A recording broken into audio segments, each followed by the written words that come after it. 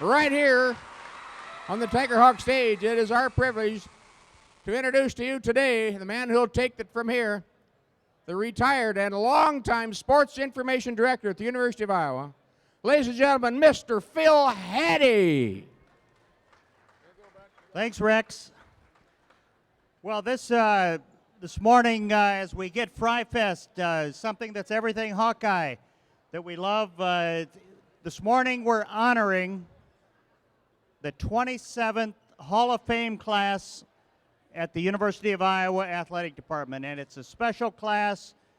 There's some real class Hawkeyes, and we're going to bring them up on stage right now. First of all, we're going to read a little bio on each as they come up on the stage.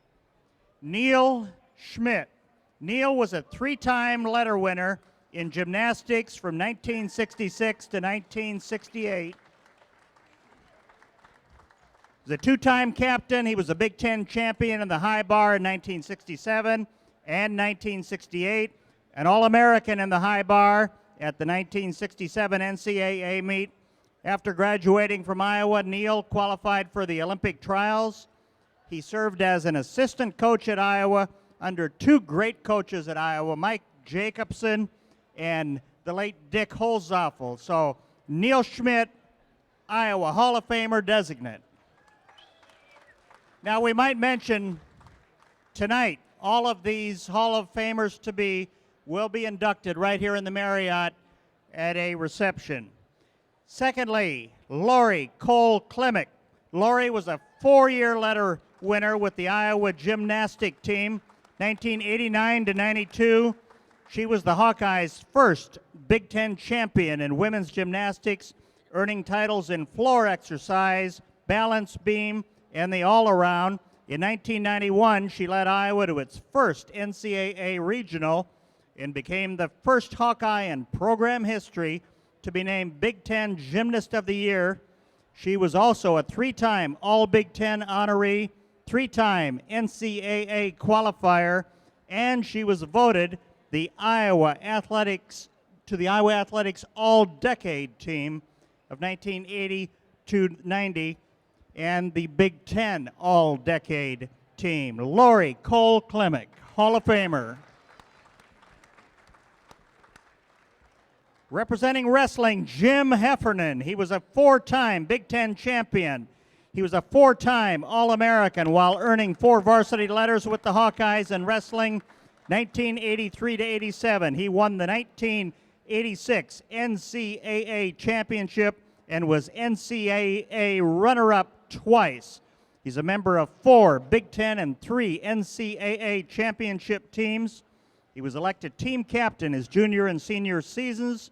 In 1987, he was named the University of Iowa's Male Athlete of the Year. Iowa Hall of Famer Jim Heffernan.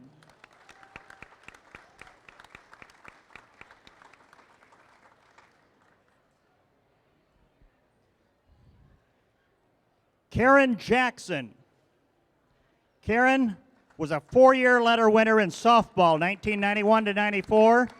She was a three-time All-American pitcher for the Hawkeyes, three-time first-team All-Big Ten selection. She was named Big Ten Pitcher of the Year in 1994, Big Ten Freshman of the Year in 1991, and is only one of three Iowa softball players in history to be named Big Ten Players of the Year, and she was named that in 1991. The only softball player to ever be named Big Ten Freshman and Player of the Year in the same season. Prior to graduation, she set Iowa records for strikeouts, season and career, wins, the same, complete games, innings pitched. She just about owned the Iowa record book at that time. She still holds records for ERA, career and season, and shutouts in a season. Maybe we could use you right now. Iowa Hall of Famer Karen Jackson.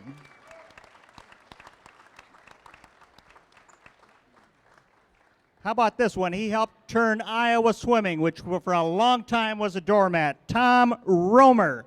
Tom earned four varsity letters in swimming, 1980 to 84, on his way to becoming a 12-time NCAA All-American.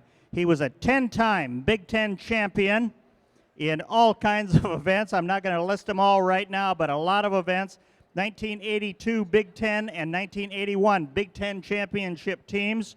You probably remember that was when Indiana had a stranglehold on everything swimming in the collegiate ranks, and Iowa under Coach Glenn Patton and swimmers like Tom Romer took over the helm in the Big Ten. He set pool records in the 400 and 800 freestyles and competed in the 1980 Olympic trials. Iowa Hall of Famer Tom Romer.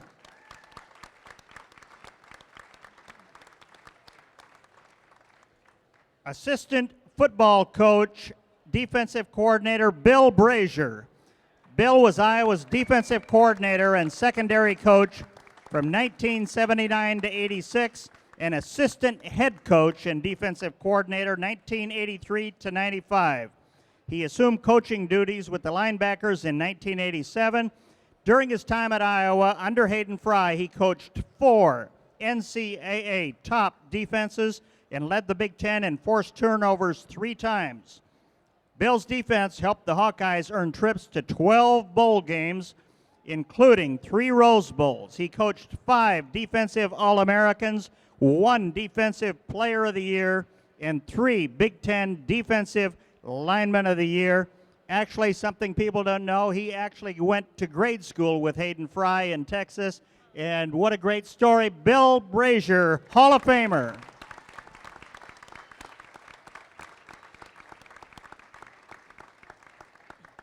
And also, a number of years ago, we lost our next Hall of Famer, one of Iowa's great receivers of all time, Don Norton. He played football for the Hawkeyes. First of all, we'd like to have his family right down here stand up, and this is his wife up here, Luann Norton. And the rest of Don's family, we lost Don in 1997. Don Norton was a 3-time letter winner with the Hawkeyes in football, 1957 to 59. He was named team captain, first team All-American, first team All-Big Ten in 1959. He led the conference in receptions, receiving yards, and receiving touchdowns. He was Iowa's most valuable player in 1959, leading the Hawkeyes to the Grantland Rice National Team Championship Trophy, following a win over California in the Rose Bowl. Following his career as a Hawkeye, Don played in the AFL with the old San Diego Chargers for 7 seasons. We honor Hall of Famer Don Norton and his family.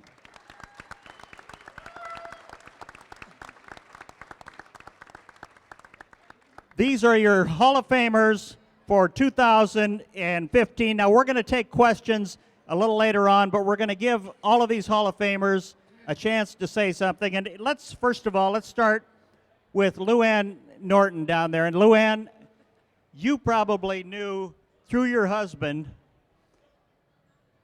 what kind of coach was Forrest Evashevsky. How did he like playing for Forrest, who is also one of our Hall of Famers? Well, I think, can you hear me? No? Okay, right up on it. All right.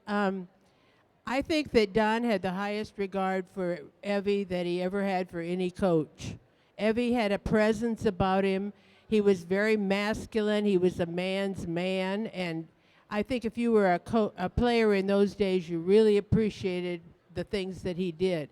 And they could be having a practice, and he'd be sitting way up in the stands. And he could yell and say, you know, you missed that play. He was on the top of it all the time. You never felt like, you know, you could get by with something and not play too hard. So he had the greatest admiration for him ever. Well, I think we all remember the square-jawed Don Norton, and he epitomized the toughness and the just whatever it was that Evie brought out of players, but that's why the Hawkeyes were national champions in his final year. Let's move down to this end. Neil Schmidt, you had the honor of working with really 2 of the greatest coaches in Iowa gymnastics history. One probably on the serious side, Mike Jacobson, and then you've got Dick Holzoffel, who was one of the greatest practical jokers in the world, but they were both great coaches in their own way. Yeah. So I had nothing but fun learning to keep up with Dick Holzhoffel's humor, which was often poked at every single person in the gym. And at the same time, at a real enjoyable time with Mike Jacobson, not to mention also a great time with Sam Bailey. Because I had the opportunity to compete for Sam, and we had 2 third-place in the nation teams.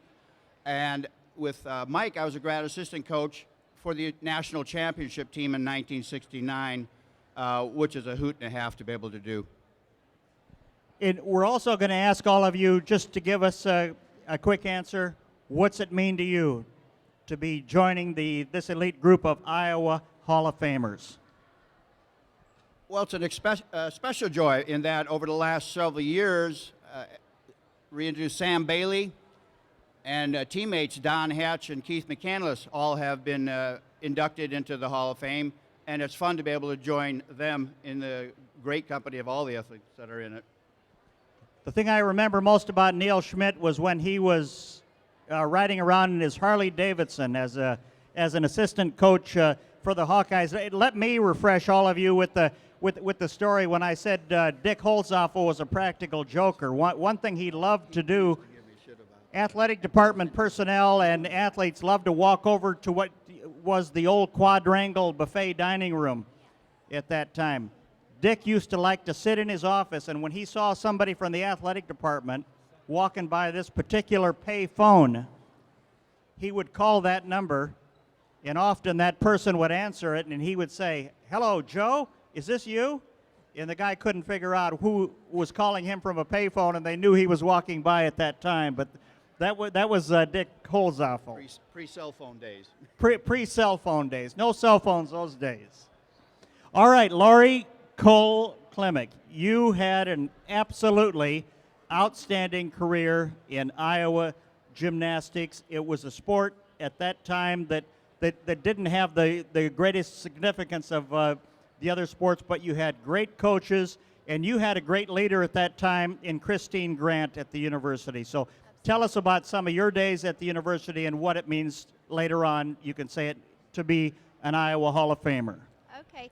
Well, one of the key things I think was we had a recruiting class of 5 freshmen that year, and our group really just took over the program as far as taking it to the next level, and that was so exciting to be a part of that and be able to put Iowa gymnastics on the map. People knew who we were, and it was just the greatest feeling. And then my freshman and sophomore year, I went alone to the regionals, and I wanted the team there so bad. It's such an honor that the junior year, when we were second place as a team, and the year I won, we were able to go as a team to the regionals, and that just meant the world to me to have my teammates there with me. And now the Hawkeye Gymnastics program continues to grow. I know Larissa Libby has done just a tremendous job, so very proud of our program now. And as far as what it means to me, it's just the icing on the cake. I mean, I had such a great success here, but to be among the greats, that just means the world to me. So we appreciate it. Her head coach, for all that don't know it, was Diane DeMarco. Diane DeMarco was the head coach of Iowa Gymnastics. And Jesus Vasquez was our assistant coach. And the humor, we're talking about your coach. Oh, yeah, Jesus was continuously joking. So it made it a lot of fun in the gym. That's great. Well, next we've got a guy that's performed maybe in front of a little bit bigger crowds. He's still the head coach out there at the University of Illinois, and it's unbelievable the coaching tree of former athletes and former assistants of Dan Gable. But Jim Heffernan wrestled in some of the more exciting matches in Iowa wrestling history. Jim, you were right in the middle of the Gable dynasty at Iowa. So Dan Gable is obviously a unique coach. All he did was win. What was that intangible that he brought to wrestlers like you? And it was a tough recruiting thing when he recruited you, because at first he told you he didn't want to recruit you. That's right. About halfway through my senior year in high school, I got a call, and Coach Gable said, we don't think we're going to be at a weight class we can use. you should look for other schools. So I went and told my high school coach, told my father. My high school coach was ready to jump off the nearest bridge because he thought this was kind of his into the Iowa program. So about 3 days later or 4 days later, they wrestled Oklahoma and tied, and the guy that was at the weight class above where he thought I was going to be got beat, and he wasn't too happy. So he called me from the gym and said, we changed our mind. If you can get bigger, we can use you. So I'm kind of lucky to be here, honestly, and lucky to have the opportunity to be in the program. Jim, and what it means to you to be going into the Iowa Hall of Fame, where a number of your other teammates and Iowa wrestlers have already previously been inducted. Well, with the history and tradition of this program, to be a part of it obviously means a great deal to me, but you know, historically there's just not that many programs that have won championships by the numbers that the Iowa wrestling program has, and for us it's you know, there's so many good guys, you just kind of pick a number and stand in line and hopefully get recognized at some point. So it's really nice for me to finally get this, yeah. And is it's got to be true, isn't it? Once a Hawkeye, always a Hawkeye? Well, I tell my kids, you know, even though I'm at another school and they write the checks, I tell my kids, you know, I once was, am now, and will always be very proud to be an Iowa Hawkeye, yeah. And we're happy.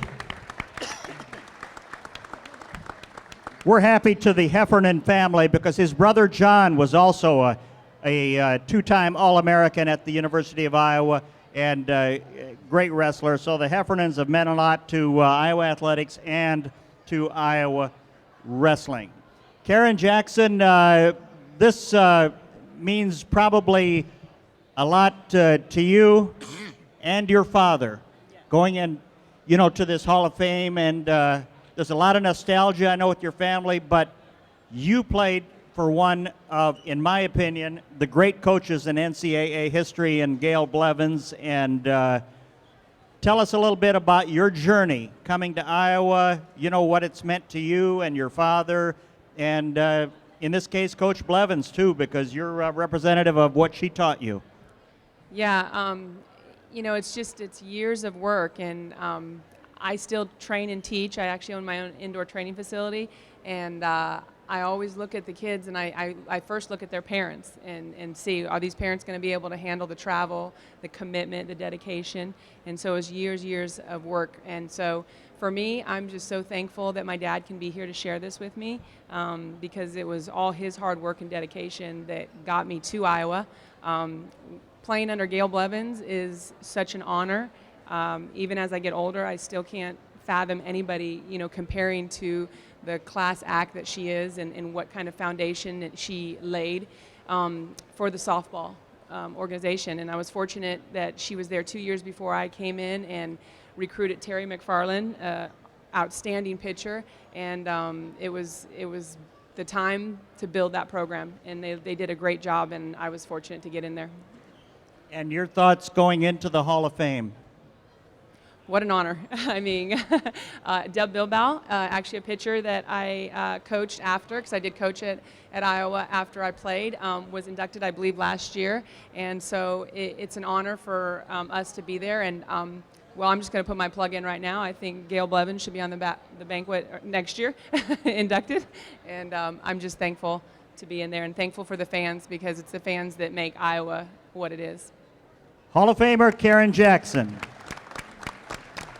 See, I think you all remember way back when there was a guy who actually used to be an assistant coach at Iowa by the name of Doc Conselman. And he led Indiana to, I don't know, something like 17, 18 straight Big Ten championships in swimming. And that was until Glenn Patton arrived at Iowa, came from Alfred Tech. And he brought in some absolutely great swimmers from all around the world. But he didn't have to go very far from this guy. He was right in Bettendorf, Iowa. His parents were Iowa grads, dentistry and law grads. And it didn't take a lot of convincing for this guy to come to Iowa and lead them to Big Ten championships and break that stranglehold that Indiana had. That had to be maybe the highlight of your career, Tom. Tom Romer. Thank you. Yeah, I'm just a little worried when you say way back when and you're talking about me with all these other younger kids here. Yeah, it was pretty awesome with Glenn Patton, Rich Draper, George Villa, Bob Ridds. We had a phenomenal team and a recruiting class, and anybody that knows Glenn Patton knows he can sell you your car back to you after he already bought it. He's a good BSer and a great coach, and it was actually, they won it 20 years in a row before we snapped that. And the best team title that we had was here at our wonderful Fieldhouse pool back in 1982, and it was quite an accomplishment, and we had a great crowd and great Iowa fans, obviously, and black and gold. It's pretty awesome. Tom, how about you going into the Hall of Fame? It's been a while since you've been back here, and you've had a great career since you've left the University of Iowa, but this has got to rank up there for you going into this Hall of Fame. It is, and it goes back to what you say about a rich history. My mom and my dad and my brother, and it's wonderful. I mean, when you throw out names like Niall Kinnick, Hayden Fry, Glenn Patton, and all these individuals here at the table, I mean, there's some wonderful athletes, and we all worked hard, and it's a wonderful honor to be bestowed on all of us, and I'm just very thankful. Hall of Famer Tom Romer. Okay, now Bill Brazier. Bill, there are coaches out there that, they just say, this guy was meant to be a great assistant coach. Without question, one of the greatest assistant coaches in NCAA football history. He happened to be best friends growing up with Hayden Fry, who this hole is named after. But Bill Brazier, we talk about Iowa swimming breaking a stranglehold, and we talk about some of these other sports breaking a stranglehold. You came in here after 19 straight losing seasons, and you turned the Iowa program around. And tell us your thinking when you came in here to Iowa, and things were on such a low ebb, but deep down you and Hayden knew it wasn't going to be that way for long. Well, that's right. When we first came, when we first came here, way back when, there had been, I think it was right, 20 losing seasons before we got here. And then, we thought, well, you can't go anywhere but up. So that was a good place. That was a good place for us to come to.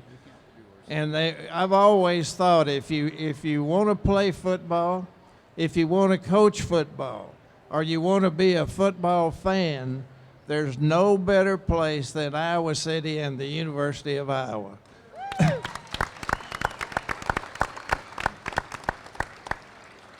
And we liked it so much coming from Texas way back when that we just stayed here. And we don't think we're going to be going anywhere soon. But it's always been great when you go to Kinnick Stadium. There's no place like Kinnick Stadium on Saturday afternoon.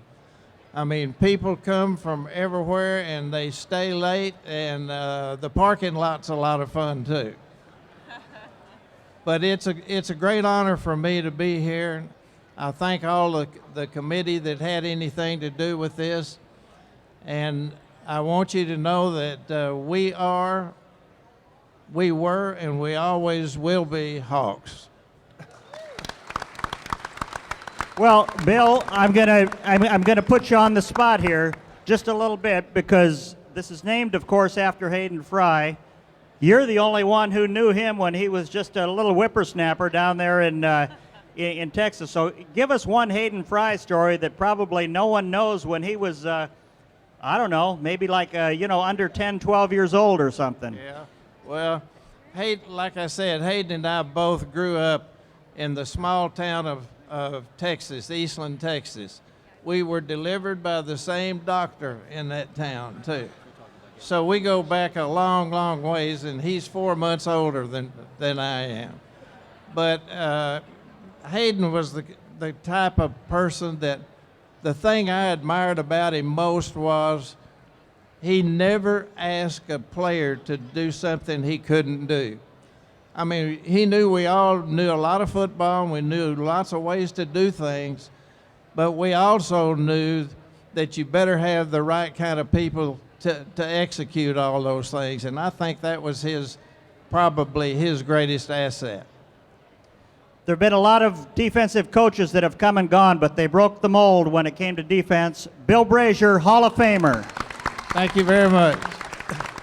And Luann, we're going to ask you one more question now about Don. What were his thinkings back then? Did he, his feelings about the Hawkeyes? Did he come back to watch them much, after he graduated? And we knew he always had a love for him after he left here. Well, absolutely. Like Bill said right next to me, once you're a Hawkeye, you're always a Hawkeye. And of course, when you're playing pro football, though, the seasons are overlapping. So we didn't get to come back until after Don was finished with his pro career at San Diego. But he would be so proud for this honor. I want you to know. So, like Bill said, once a Hawkeye, always a Hawkeye. So. We're Don very proud. Norton. Thank you very much. Don Norton's sister is here, right here. Why don't you stand up and take a bow? Don Norton's sister.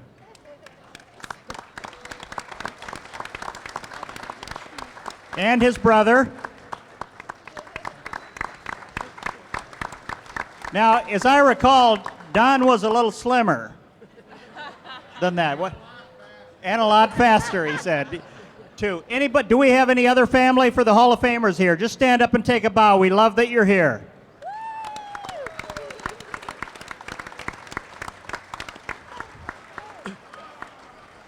This is your Hall of Fame class 2015. Do we have any questions out there in the audience for these elite group of athletes and coaches that have played at the University of Iowa? Right there is a question. Direct it towards me and then I'll...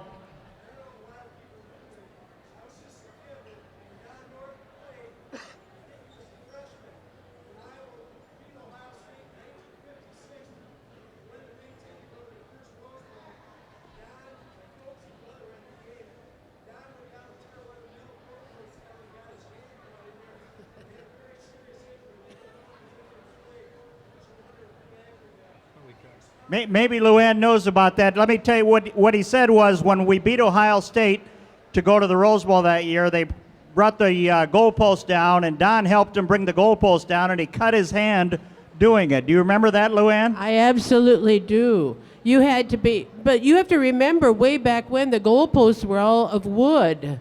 They were wooden. Today, it'd be kind of hard to tear them down, but any time you won a big game, that's the first thing the people did.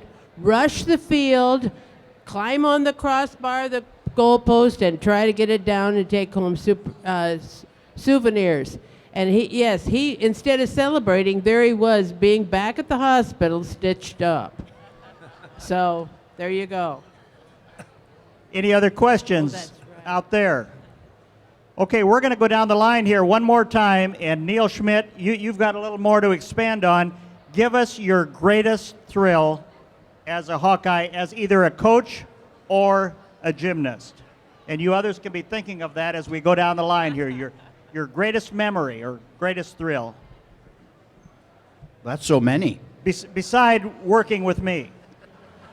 That was on my list. I won't say where. I think several, combination of, I'd say winning Big Ten championships, especially 1967, the Big Ten championships were hosted in Iowa City. So being able to do a great job and do the award and be at the top of the award stand in the field house with an Iowa crowd, personally, as far as being a competitor, would have been the top thrill.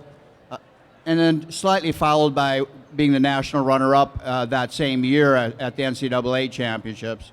And then coaching was being able to work with the team in '69 and help make sure they all got to their potential and proving it in winning the first NCAA championship ever won by an Iowa varsity team.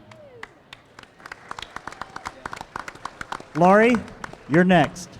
Well, I would think it would be when I won Big Tens my junior year, but I have to say the most memorable time was my freshman year. We hosted Big Tens, and it was at Carver Hawkeye Arena. So getting to compete in Carver Hawkeye, it was amazing.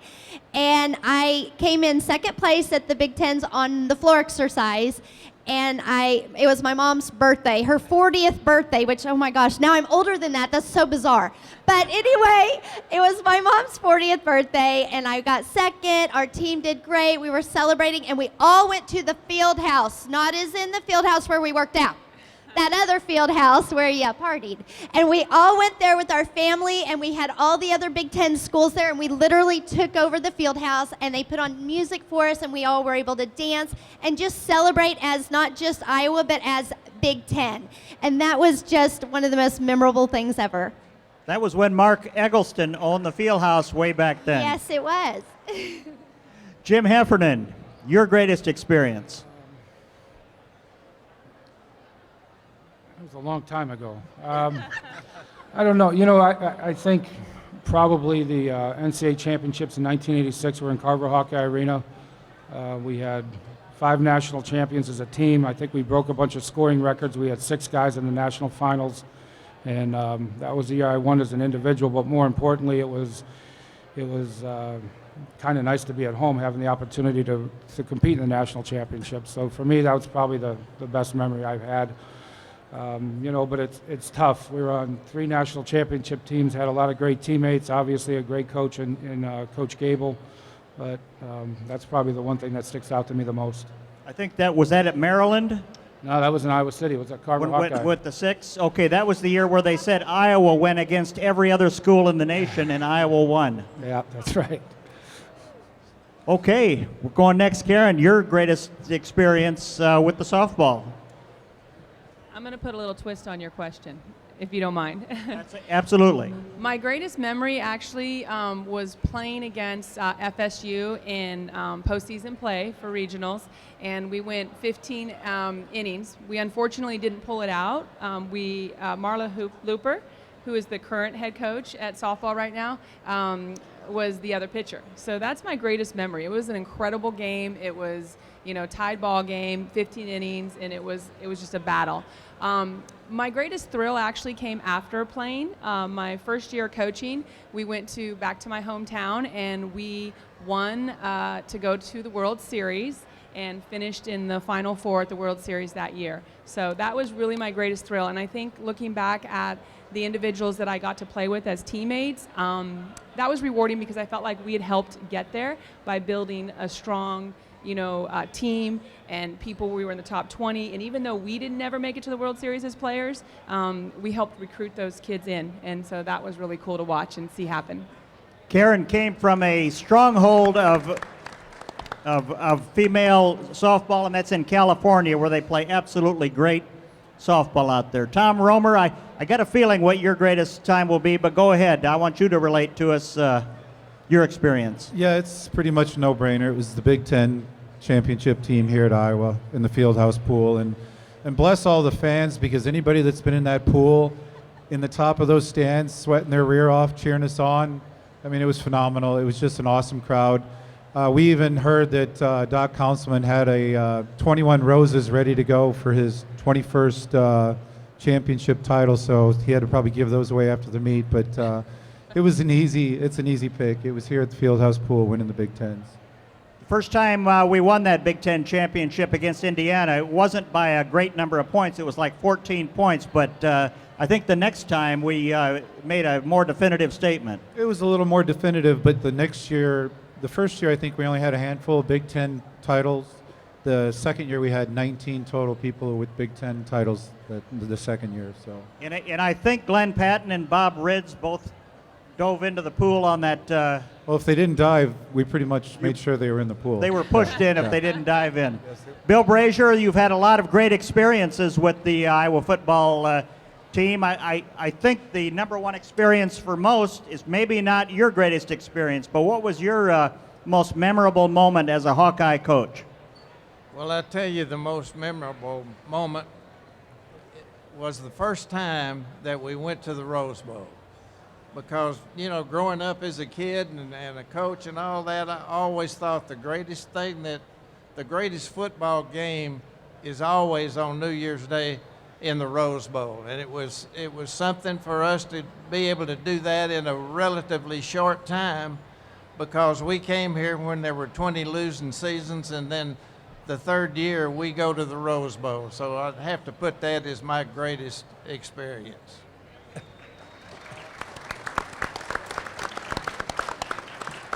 Luann, how about, do you recall what Don's favorite moment was?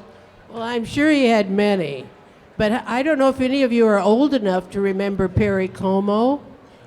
Well, if you made the first team look All-American, you were on Perry Como's show in New York City, and they spent the whole weekend in New York, and they had a great time. That was a highlight for sure. And of course, the Rose Bowl they were so far ahead, the first team never even got to play hardly. So, it was kind of a vacation in California. So I think that was a highlight too. But there were many, and I thank the fans and everybody for all of them. It's been wonderful. Thanks. And we certainly miss not having Don with us for this great honor. I would like to remind you tonight, right here at the Marriott, there will be a gala banquet honoring all 7 Hall of Fame inductees. It's an absolutely beautiful ceremony. They're joining the elite of Hawkeye athletes. Nothing to be taken lightly. We're proud of all of you. We're proud of Don for what he stood for back then. Thank you for coming back. Thank you for being Hawkeyes. And as we said, once a Hawkeye, always a Hawkeye. Your 2015 Hall of Famers. All of you stand up and take a bow. You deserve it.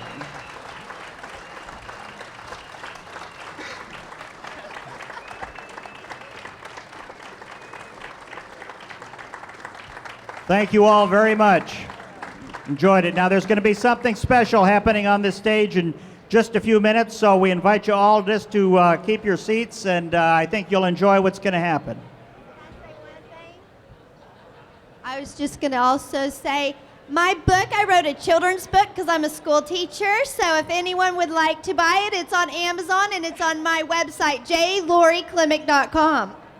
That's Jack's Big Adventure by J. Laurie Klimek. So you need to buy one today before you leave.